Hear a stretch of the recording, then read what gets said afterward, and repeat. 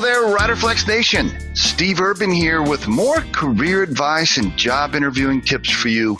And as a quick reminder, if you enjoy our podcast, please remember to subscribe to our channel and like the episodes.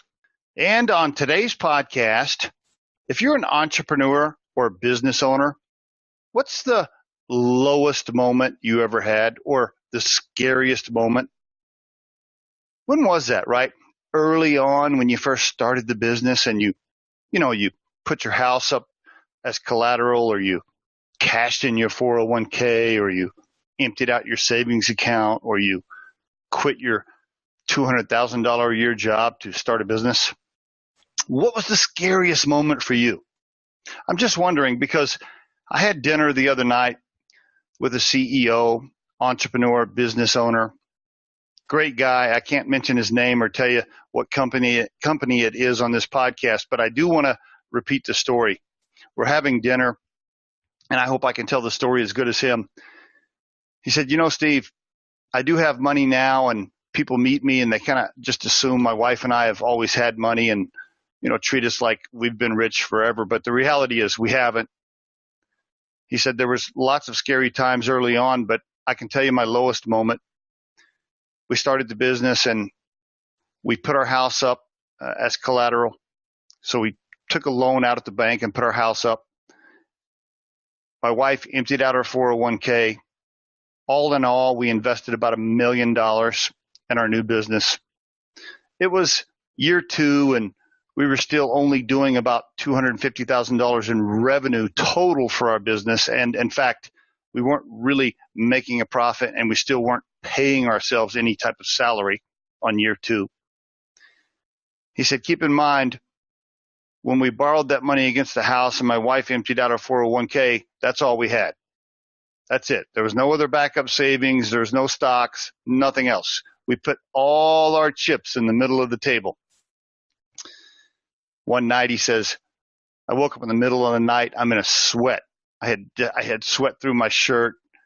I'm crying like a baby in bed. My wife is holding me in her arms. I'm bawling, and I'm asking her for forgiveness, saying, I've screwed up our lives. I've wasted our savings. I screwed up. I really messed up. Please forgive me.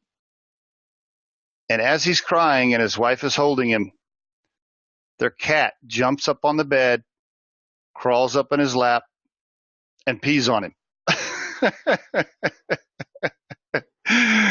Oh, there's his lowest moment right there.